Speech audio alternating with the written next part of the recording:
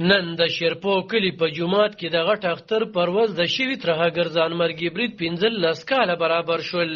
چرته چې په جومات دننه 50 تنان شهیدان شوي وو او 100 پورې پکې جوبل شوي وو. په دغه جومات کې د ملت پاله ګوند قومي وطن پارټۍ مشر آفتاب احمد خان شیرپو سره د خپل دوه زامنو موجودو او هغه بچ پاتې شوي وو. 13 ورځ دغه شهیدانو د قومي وطن پارټۍ مشر او پښتون سیاستوال آفتاب احمد خان شیرپو د شهیدانو کورنو سره د خواخوږۍ څرګندونې وکړې. د قومي وطن پارټۍ په مشرتابه چې کم ترهګر بریدونه شوي وو د هغې یادګیرنه یې وکړه او ویې ویل چې دوی به د خپل قام د بقا لپاره د خدمت دغه لړۍ دوامداره ساتي او که هر رقم قرباني غواړي دوی به ترې مخ وانړوي.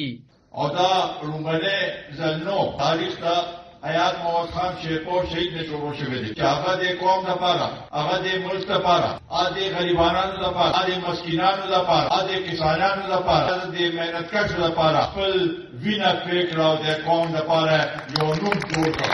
په سټیشن کې لیکم دماکه شو او په هغې کې زمونږ ملګري زمونږ هغه کارکونان په هغې کې شهیدان شوي وو. دغسې په بټګرام کې هم یو واقعه شوې وه. نو دا یو تسلسل و تشدد هغې کې خو زمونږ ملګري زمونږ کارکونان حوصله نه وه بللې.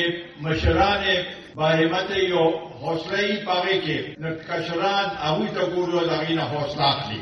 دا په داسې حال کې ده چې د مطبوعاتو د راپورونو تر مخه په روان کال کې په صوبه کې 360 ترهګر بریدونه شوي دي، په کومه چې ملي مشر آفتاب احمد خان شیرپو د اندېښنو څرګندونه وکړه. یو عجیبه خبره ده چې نن مونږه اجتماع تعزیتي اجتماع چې نن دلته مونږه منعقد کړې ده په دې ملک کې او په خاص کر په دې صوبه کې یو هغه شانتي حالات ورځ تر ورځه خرابېږي. دا زموږ لپاره یو لمحه فکر دی. دا ولې بیا هغه شانتي حالات شروع شوي دي، بیا هغه شانتي دماکې کېږي.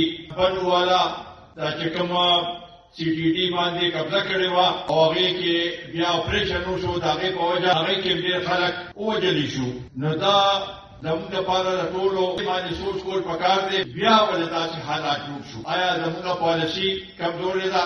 د قومي وطن پارټۍ په مشر آفتاب احمد خان شیرپو باندې خوشه 15 ترهګر بریدونه شوي دي، خو د ګوند مشران او کارکنان یې وایي چې خپل قام یې نه دی پرېښی او د پښتون قام د حقونو لپاره مبارزه خو همغه رنګ دوامداره ساتي څنګه چې وړاندې وه. آفتاب خان شیرپو د لمر نیوز تحصیل تنګي نن د